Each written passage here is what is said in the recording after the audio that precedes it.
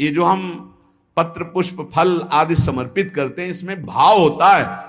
भूखे नहीं हैं, भूखे नहीं भगवान तुम्हारे, बहुत करुणामय है। चाहे हरि हो, चाहे हर हो, चाहे जो भी भगवत स्वरूप हो, बहुत करुणामय है, करुणा का साक्षात स्वरूप है। हमारा संबंध प्रभु से जो है उसको हम स्वीकार नहीं कर रहे, बस खास बातें हैं। और प्रकृति से शरीर का संबंध है, और हम शरीर को मैं मानकर प्रकृति से संबंध माने हुए, परमात्मा से संबंध नहीं। यही बड़ी हानि हो गई। और प्रकृति अर्थात संसार का संबंध कभी सम नहीं होता, बराबर नहीं चलता, नहीं चलेगा, एक जैसा बराबर कभी नहीं रहेगा। ये शरीर नहीं रहा तो इसका संबंध कैसे बराबर रह सकता है? कभी तो ये बालक था, किस घड़ी किस मिनट जवान हुआ पता नहीं चला, कब मुझ के बाहर निकले, तिथि तारीख है कोई तारीख किसी के पास? आज तक कोई विश्व में बतावे किस दिन तुम्हारे मुझ का बाल निकला, किस दिन तुम जवान हुए, किस दिन तुम बुढ़ापा कब मर जाओगे, तुम्हें पता नहीं। और ऐसे झूठे प्रकृति से इतना जोर का संबंध है कि यही लगता है मैं हूं। प्रभु जो हमारे हैं वो हमारे नहीं लगते। घनिष्ठ से घनिष्ठ संबंध में विषमता आ जाएगी। प्रकृति संसार से घनिष्ठ संबंध में कटुता विषमता आएगी, आएगी, देख लेना। क्योंकि यहां समता है नहीं, ये विषम है संसार, समता नहीं है यहां। परंतु प्रभु सम है, वो हर स्थिति में आपको प्यार कर रहे। जो भगवान को गाली दे रहे, फ्री वायु मिल रही है, पृथ्वी धस नहीं रही उनके लिए, हर व्यवस्था मिल रही है। प्रभु सबके लिए बराबर प्यार कर रहे हैं, सम है। हां, जो ऐसे हैं वो पान कर रहे हैं, जो ऐसे हैं वो पान नहीं कर पा रहे। अहंकारी भगवान से विमुख वो ऐसे हैं, और जो दैन्य भगवान के सन्मुख वो ऐसे हैं। बरसा बराबर हो रही है, पान करने की पद्धति नहीं आई, इसलिए वो भगवान को दोष दे रहे हैं। भगवान तुम्हारे अहेतुकी मित्र थे, हैं, रहेंगे, अहेतुकी किसी हेतु से नहीं। संसार ना कभी तुम्हारा था, ना है, न रहेगा, देख लेना, परिणाम में देख लेना। अतः सम स्वरूप भगवान की प्राप्ति के लिए क्रियाओं से संबंध विच्छेद और इन करणों से संबंध विच्छेद, तब अनुभव होता है कि मेरा संबंध प्रभु से है। बड़ा सूक्ष्म विषय है। देखो, अगर नहीं इस विषय को समझोगे तो भंडारा खाते घूमते रहोगे, रुपया जोड़ते रहोगे, मर जाओगे, दूसरा प्रयोग करेगा। पक्की बात समझ लो, ये देखी हुई बात कह रहे। अब बैंक में जमा है, हर भंडारे का 100 रुपया या जहां से आया वो जमा है बैंक, और मर गए और वारिस कोई है नहीं तो भारत सरकार के काम में। जिंदगी भजन के लिए मिली थी, वो चिंतन में। रुपया क्या करता है? चिंतन फंसाता है। कितने हुए? बोले 99। बोले एक और जोड़ो 100 हो जाए। एक नहीं मिलेगा, 10 मिलेंगे। बोले अब 109 है, अगर और व्यवस्था, वो 99 का चक्कर फंसता चला जाता है, पूरा जीवन बर्बाद। जब कोई उपासक सत्संग प्राप्त करता है, जैसे आप सत्संग सुन रहे, ये कभी निष्फल नहीं जाएगा। सत्संग बोध करा के ही छोड़ता है। जैसे नींद से आंख खुलती है तो नींद में हम बेशुद्ध होते हैं, लेकिन जब आंख खुलती तो हमें चेतना हो जाती है, मेरा क्या कर्तव्य, मुझे क्या करना चाहिए, तत्काल हम एक्टिव हो जाते हैं। ऐसे ही संसार में मोह निद्रा में हम सोए हुए हैं। जब सत्संग मिलता है तो मानो ज्ञान की आंख खुलती है। अरे मेरा कर्तव्य क्या है, मैं तो संसार में रचा पुचा था, आज सत्संग से सुना कि मेरे जीवन का सार है कि हर दोष का त्याग करके भगवान का भजन करते हुए, ठीक से आचरण करते हुए भगवत प्राप्ति करना। ये सत्संग फर्क डाल देता है जीवन में। चाहे जैसा नीच आचरण वाला हो, अगर वो सत्संग रोज सुनने लगे तो फर्क पड़ जाएगा। पर यह ध्यान देना है, सत्संग शास्त्र सम्मत को ही कहते हैं। आजकल मनमानी जैसा आया वैसा नहीं। तस्मात् शास्त्रम प्रमाणम ते कार्या कार्यो व्यवस्थितौ। कार्य और अकार्य की व्यवस्था शास्त्र प्रमाणित होनी चाहिए, मनमानी नहीं होनी चाहिए। मनमानी को सत्संग नहीं कहते। सत्संग कहते हैं सत शास्त्रों से युक्त, सत महापुरुषों के वाक्यों से मिलान खाए आपके वाक्य, उसे सत्संग कहते हैं। उस सत्संग से निश्चित फर्क पड़ जाएगा, चाहे जितना कोई नीच प्रवृत्ति वाला हो, रोज सत्संग सुने, एक दिन वो परम पवित्र हो जाएगा। विचार करें, जिनके साथ हमने ममता जोड़ी है वो हमारे पहले क्या थे? जैसे माता पिता, भाई बंधु मित्र या शरीर, ये पहले थे क्या? जैसे किसी का 20 वर्ष का शरीर, किसी का 50 वर्ष का, तो आप इसके पहले ना शरीर था आपका ये, और ना शरीर संबंधी थे आपके, पक्का नहीं जानते हैं आप, ना वो आपको जानते हैं। जिनको आप जानते हैं वो शरीर पहले आपके नहीं थे, और आपका भी शरीर नहीं था पहले। बाद में जब शरीर छूटेगा तो आपका कौन परिचय का आपके साथ जाएगा? ये भूल जाओ, जो लोग वादा करते हैं कि एक जन्म नहीं 7 जन्म तक हमारा तुम्हारा साथ नहीं छूट, और ब्रह्मा को भी फेल करते, काल को भी अधीन किए हुए बोलते हैं, बोले 7 जन्म नहीं, जन्म जन्म तक हम आपके साथ ही रहेंगे। अरे मिनट का तो भरोसा नहीं, जन्म का भरोसा।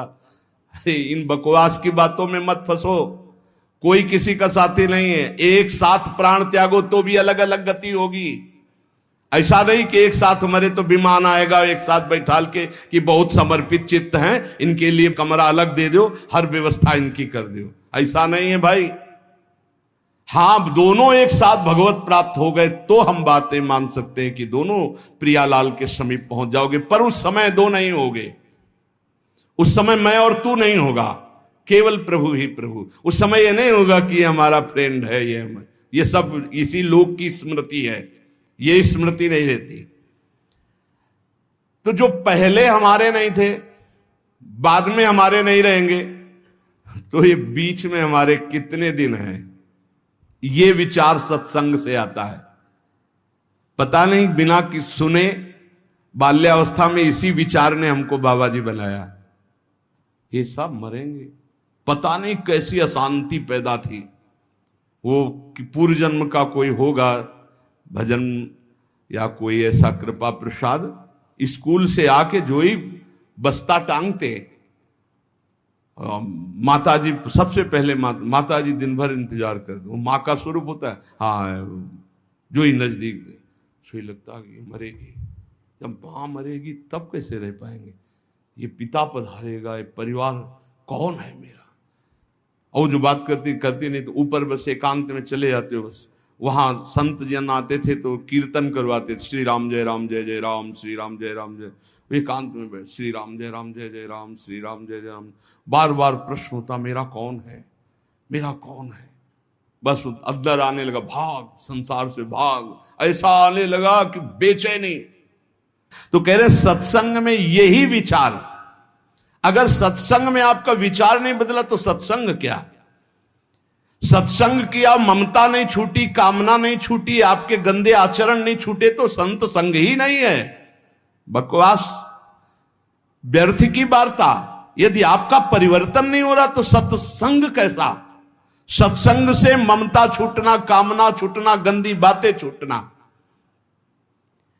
किसी की ताकत नहीं और कि कामना छोड़ सके, ममता छोड़ सके, राग छोड़ सके, ये सत्संग छुड़ाता है। कहीं भी कभी भी किसी को भी अगर ऐसा लाभ मिला है तो किसी न किसी महात्मा की कृपा रही है। देखो, बचपन में खिलौनों में इतना राग था, अगर एक भी खिलौना हमारा टूट जाए या ना दिया जाए तो कैसा। आज जैसे आपको हंसी आएगी उन्हीं बातों पर, ऐसे ही अज्ञान के खिलौने ये सब हैं। जितने संबंध आप मान रहे हो, जब आपको ज्ञान होगा तो हंसी आएगी इन्हीं बातों पे, कैसा समय व्यर्थ कर रहा था। पर ये ज्ञान वैराग्य से होता है, और ये वैराग्य विवेक से होता है, और ये विवेक सत्संग से होता है। बिन सत्संग विवेक न होई, और होए विवेक मोह भ्रम भागा, तब सब विषय विलास विरागा, जहां विषयों से वैराग्य तो शुद्ध ज्ञान प्रकाशित हो जाता है। इसलिए सत्संग चाहे 10 ही मिनट का हो, रोज सुनना चाहिए।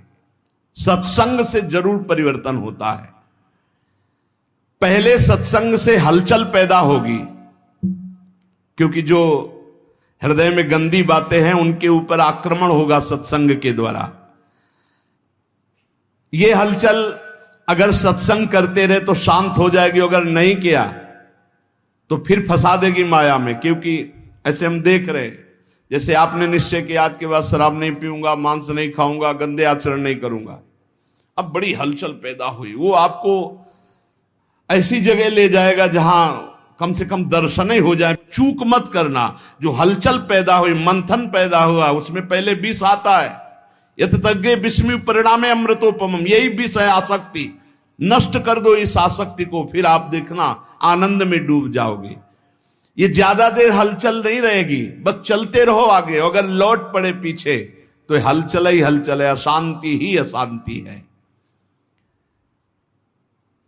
क्या आज तक कोई ऐसा है कि जिसको सत्संग मिला और फर्क ना पड़ा हो? कोई ऐसा नहीं हो सकता।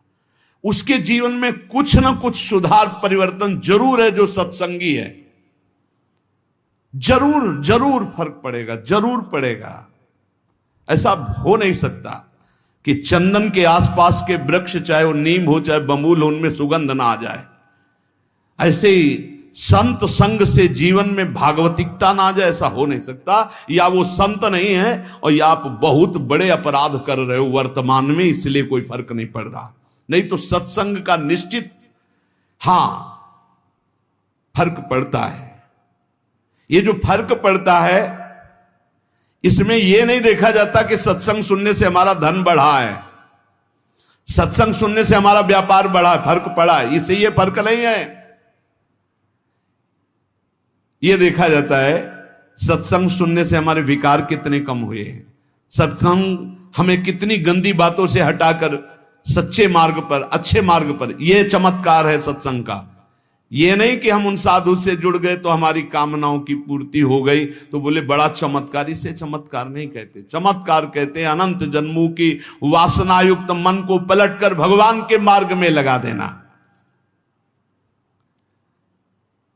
सुख और दुख ये दोनों पूर्व प्रारब्ध कर्म के अनुसार मिलते हैं, लेकिन सत्संग दोनों में सहन करने की सामर्थ्य देता है। सत्संग का फल समझो, सत्संग का फल दुख मिटाना नहीं है, सुख बढ़ाना नहीं है, सुख दुख दोनों में समान भाव लाना है। सुख दुखे समय कृत्वा लाभा लाभो जया जयो। जो सुख दुख में समान भाव लावे वही सत्संग का भाव। मेरी ऐसी धारणा है कि समस्त पुण्यों का, तीर्थयाटन का, व्रत का, दान का फल है कि परमात्मा में स्थित किसी महात्मा से आपका संबंध हो जाए। पूज्य महापुरुष जिनकी वाणी है कह रहे, मेरी ऐसी धारणा है कि आपके शुभ कर्म, पुण्य कर्मों का, तीर्थयाटन का, दान पुण्य का, आपकी साधना का फल यह है कि परमात्मा में स्थित किसी महात्मा का संग हो जाए। भगवान की विशेष कृपा का अनुभव महात्मा के संग से ही होता है। जितने तीर्थ बने हैं वो सब भगवान से ही बने या भगवान के प्रेमी महात्माओं ब्रह्म ऋषियों से स्थापित हैं। भगवान की लीला, भगवान की महिमा, भगवान की महत्ता, माया से मुक्तता, ये केवल संतों के द्वारा जाना जाता है। कैसे माया से मुक्त होना है, भगवान की महिमा क्या है, भगवान की लीला क्या है, भगवान की महत्ता क्या है, ये मेरी धारणा है। मैं अपनी धारणा से कह रहा हूं कि जो भगवान अवतार लेकर कार्य करते हैं उससे कई गुना बढ़कर भगवान के प्रेमी संत जन कार्य कर देते हैं। भगवान तो विनाश लीला भी करते हैं, संत दुष्टता का विनाश करते हैं, दुष्टों का नहीं। बड़ी विशेषता है भगवान और भगवान के भक्तों में। भगवान तो कहते हैं परित्राणाय साधूनाम विनाशाय च दुष्कृताम, दुष्कृत करने वालों का विनाश कर देता हूं। लेकिन संत जन ऐसे नहीं, भगवान से जो प्रेम करते हैं वो दुष्टता का विनाश करके उसे महात्मा बना देते, उसे मारते नहीं हैं। भगवान की महिमा अगर किसी के हृदय में जागृत हुई तो जरूर संत वचन कान में पड़े हैं। भगवान को बड़ा संतोष होता है जब जीव कभी किसी संत को अपना मान लेता है और भगवान उस पर अपार कृपा करने लगते हैं। ये मेरी धारणा है। संसार का सबसे ज्यादा लाभ भगवान के प्रेमी जनों से होता है। संतों में कोई कमी नहीं रखते भगवान, अपनी संपूर्ण सामर्थ्य विराजमान कर देते हैं। संतों में विशेषता आती है, वो श्री भगवान से आती है। संतों की खुद विशेषता नहीं होती, वो श्री भगवान की होती है। इसलिए संत जनों से जगत का बड़ा मंगल होता आया है। भगवान की कृपा से ही संतों का यश होता है और संतों के यश से जगत का मंगल होता है। परंतु वो संत नहीं होते जिनके हृदय में भाव होता है कि मेरे द्वारा जगत मंगल होता है, मेरा नाम हो रहा है, मैं ऐसा करता हूं, मैं ऐसा कर सकता हूं। वो अज्ञानी है, संत नहीं है। जिसमें होता है सब प्रभु की कृपा, ये अंदर की बात है। ये बड़े आदरणीय महापुरुष होते हैं जिनके हृदय में कहीं किंचन मात्र अहम नहीं होता। वो बड़ी से बड़ी महिमा को भी अपने प्रभु की देखते हैं, कहीं अपना अस्तित्व नहीं। यही महात्मा की पहचान है, यही महात्मा की महिमा है। उसकी यही विशेषता है, बड़ा विलक्षण है। आप खुद अनुभव कीजिएगा, जब आपको सच्चे महात्मा का संग मिलेगा तो उनकी बात हथौड़े की तरह चोट करेगी आपके हृदय में और आपका परिवर्तन कर देगी, पक्का पक्का। वाणी का असर उसी का होता है जो सत्य परमात्मा में चित्त जोड़े होता है। आप लोग प्रत्यक्ष अनुभव करना, महात्मा के वचनों का प्रभाव आपका परिवर्तन करके ही रहेगा। लाखों की तादाद में सुधरते हुए देखा गया उस सत्संग से जो स्वयं संत है, जो स्वयं अपना चित्त भगवान में रखे हुए है। देखो, एक चर्चा होती है, उद्देश्य उसका, कहने को हम कुछ भी कह सकते हैं। आंतरिक उद्देश्य को सर्वज्ञ भगवान पहचानते हैं। अगर आंतरिक उद्देश्य है भगवान की चर्चा और सबका मंगल, केवल यही उद्देश्य है, निश्चित परिवर्तन होगा। वो आंतरिक उद्देश्य है अर्थ प्राप्ति, भोग प्राप्ति, मान प्राप्ति, भगवत प्राप्ति की कहीं कोई आंतरिक बात, उसका प्रभाव नहीं पड़ेगा। थोड़ी देर मनोरंजन भले हो, प्रभाव नहीं पड़ सकता। भगवान में जिन्होंने चित्त जोड़ दिया, ऐसे संतों की अपार महिमा, अनंत असीम प्रभाव। मेरी वाणी में सामर्थ्य क्या मैं कह सकूं। आज तक संसार में जितनी अच्छाई है, भलाई है, उसमें किसी न किसी महात्मा का उसके जीवन में हाथ है। आज तक किसी का इस संसार से कल्याण हुआ है, उद्धार हुआ है, किसी न किसी महात्मा की शरण में वो गया है। तब ऐसा कोई नहीं है जो महात्मा की शरण में ना हुआ हो और उसका कल्याण हो गया हो, उसमें दैवी संपदा आ गई हो, उसका उद्धार हो गया हो। बड़े भाग्यशाली हैं जिन पर महात्माओं का अपनापन है। महात्माओं से अपनापन पुण्यात्मा, लेकिन जिनका महात्माओं ने अपनापन स्वीकार कर लिया, ये अपने हैं ऐसा जिनके चिंतन में आने लगा, बड़े भाग्यशाली है। भगवान जब विशेष कृपा करते हैं तब महात्माओं के हृदय में प्रियता पैदा कर देते हैं सामने वाले के प्रति। नहीं तो निरपेक्ष महात्माओं के हृदय में कैसे आ सकता है कि ये अपना है। अपना और पराया तो मायाकृत शब्द है, लेकिन ये अपना भगवत कृपा से आता है। जब द्रव्य दीन दयालु राघव तो साधु संगति पाई, और वो साधु संगति ये अपने हैं, ऐसा भाव आ जाना। संसार नाश की तरफ ले जा रहा है, संसार में महात्मा कल्याण की तरफ ले जा रहे हैं। बड़ा अंतर है। संसार प्रतिपल नाश की तरफ ले जा रहा है, महात्मा प्रतिपल कल्याण की तरफ। ये भगवान एक नंबर कृपा करिए हैं। जिनके ऊपर एक नंबर की कृपा है वो कल्याण की तरफ बढ़ रहे हैं। दुनिया मात्र अगर महात्मा का संग मिल जाए तो सबका कल्याण हो जाए। राम सिंधु घन सज्जन धीरा, चंदन तरु हरि संत समीरा। भगवान आनंद समुद्र है तो उस आनंद समुद्र की वर्षा करने वाले महात्मा जन हैं। हर शास्त्र से, अपनी तपस्या से, भजन से उस आनंद के शब्दों को घसीटा और बरसा दिया सत्संग के द्वारा। भगवान चंदन का वृक्ष है तो संत वायु हैं, उस सुगंध को फैलाने वाले हैं। जितना लाभ संतों से होता है उतना और किसी से नहीं होता। मतलब समुद्र भी उतना लाभ सबको नहीं दे सकता जितना वर्षा से होता है, क्योंकि समुद्र के पास जाना पड़ेगा, वर्षा तो फैलकर सब जगह होती है। ऐसे संत चलते फिरते तीर्थ है। भगवान आनंद समुद्र हैं तो आनंद समुद्र तक पहुंचना बड़ा कठिन, तो उस आनंद समुद्र की हर आनंदमयी बात लेकर संत जन प्रवचन के द्वारा, सत्संग के द्वारा संसार को भिगोते रहते हैं भगवत रस में, भगवत आनंद में। आनंद की बाढ़ अगर कहीं आई है तो सत्संगी के हृदय में ही आई है। भगवान के प्रेमी भक्त अगर कोई बने हैं तो संत कृपा से बने हैं। इसलिए अगर किसी को सत्संग प्राप्त हो गया है तो उसे छोड़ना नहीं। ये दुर्लभ वस्तु है। सुतदारा धन लक्ष्मी पापियों के घर होए, संत समागम हरि कथा तुलसी दुर्लभ दोए। महत्संगस तो दुर्लभ हो। भगवान का पूजन करना, भगवान का भजन करना, भगवान का चिंतन करना आज तक किसी के जीवन में आया है तो संत संग से आया है।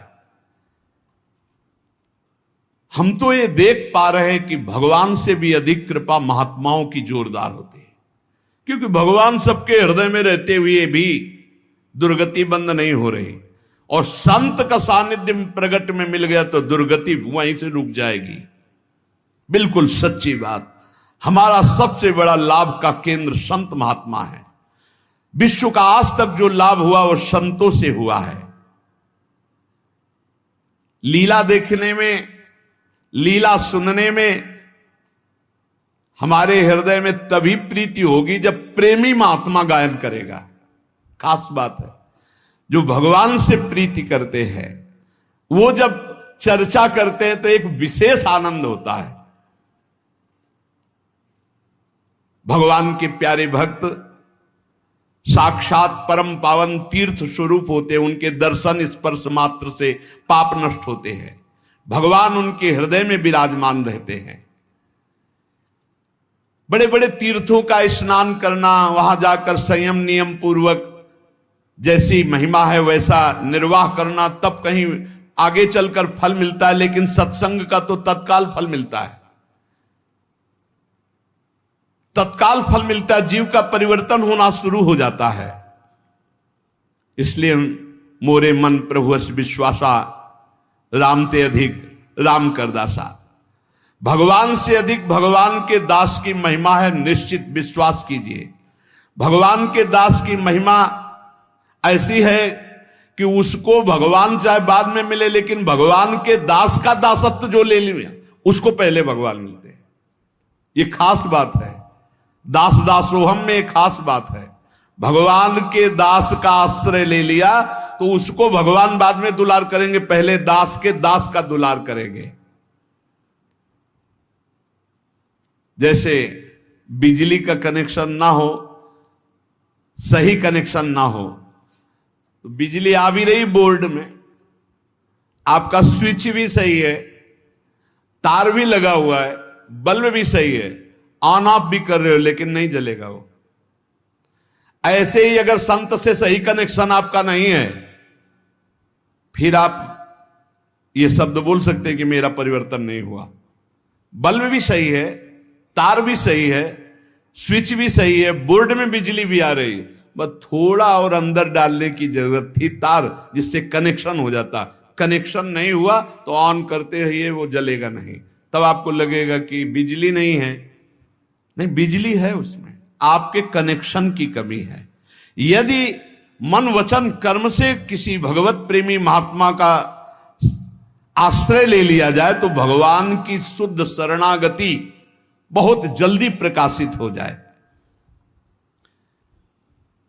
हम तो इतना कहते हैं कि जिनको संत संग मिल गया, भगवान ने सब कुछ दे दिया, अब उनको भगवान को देने के लिए अब कुछ नहीं बचा।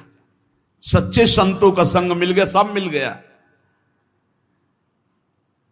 संकेत मात्र मैं कह रहा हूं आपको कि अगर आपको संतों का संग मिल गया है तो आप प्राणपन से निर्वाह कीजिए, इससे बड़ा कोई लाभ नहीं। संत समागम सम न लाभ कछुआन, भगवान शंकर कह रहे हैं, उमा संत समागम सम न लाभ कछुआन। कुछ लोग समझते हैं कि संतों को भोजन दे दिया, वस्त्र दे दिया या अमुक अमुक पदार्थ दे दिए तो हम संत सेवी हैं। धोखे में मत रहना। ये आपके अंदर अहंकार बोल रहा है कि मैंने ये दिया, मैंने वो दिया, मैंने वो खवाया, मैंने पियाया, बढ़िया बढ़िया चीज दे दी तो संत प्रसन्न हो जाएंगे। वो संत ही नहीं है जो भगवान किसी और किसी को बढ़िया माने। इन चीजों का महत्व नहीं रहता। जैसे भगवान कहते पत्रम पुष्पम फलम तो यम ये में भक्ता प्रेक्षति, कोई पत्र पुष्प जल कुछ फल दे दे मैं बड़े भाव से खा लेता हूं, तो भूखे थोड़ी है, भाव की बात कह रहे हैं। संत पेटू नहीं होते, जैसा संत चट्टू नहीं होते, संत भोगी नहीं होते, संत विषयी नहीं होते। जो रसेंद्री जनेन्द्री पर विजय प्राप्त किए हुए, जो त्रिभुवन की राज्य लक्ष्मी का त्यागी है, वही तो भगवत प्रेमी है। भला आपकी इन बाहरी सेवाओं का क्या महत्व। वास्तव में यदि कनेक्शन आपको करना है, वही बात कह रहे कि आपने ये सब बाहरी बातें की लेकिन उनकी आज्ञा का पालन नहीं कर रहे, तो आपका कनेक्शन सही नहीं, ऑन बल्ब नहीं जलेगा, आपके अंदर भगवत प्रकाश देवी संपदा नहीं आएगी। और आप कहेंगे मैं बहुत सेवा करता हूं, मैं रुपया देता हूं, मैं भोग सामग्री देता हूं, वस्त्र देता हूं, पर मनमानी आचरण करने वाले का कनेक्शन नहीं माना जाएगा संत से।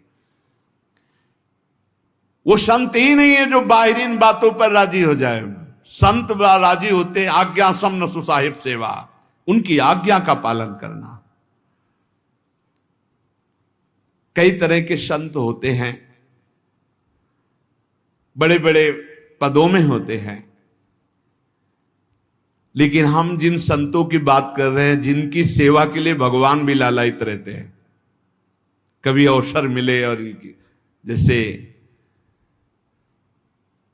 त्रिलोचन जी के यहां अंतर्यामी नौकर बनकर शिखंडिया नामधारी एक नाथ जी के यहां सेवा में, जो भगवत प्रेमी महात्मा, भगवान भी ललचाते हैं थोड़ी सेवा करने का।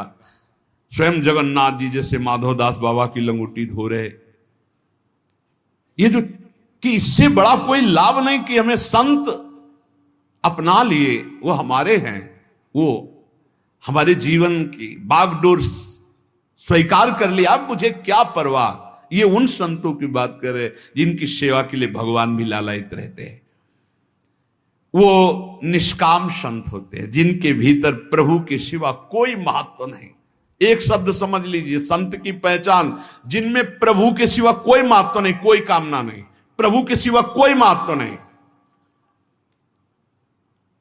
भला जिन संतों ने साधनावस्था में भोग सामग्री का त्याग कर दिया, और सिद्धावस्था में कैसे उसे प्राप्त कर सकते, अंदर से उसे कैसे स्वीकार कर सकते। बाहर से भीड़ लगी रहे भोगों की तो क्या उनमें फर्क पड़ता है, पूरा संसार तो है, क्या फर्क पड़ता है।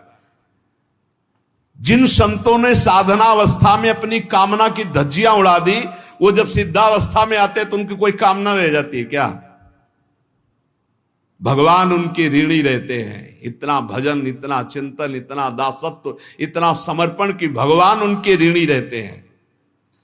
भगवान चाहते हैं कि कुछ इच्छा करें और मैं पूर्ण कर दूं, लेकिन उनके अंदर निष्कामता है, इसलिए भगवान भी ताकते रहते हैं, पर कभी अवसर नहीं देते वो भगवान को भी।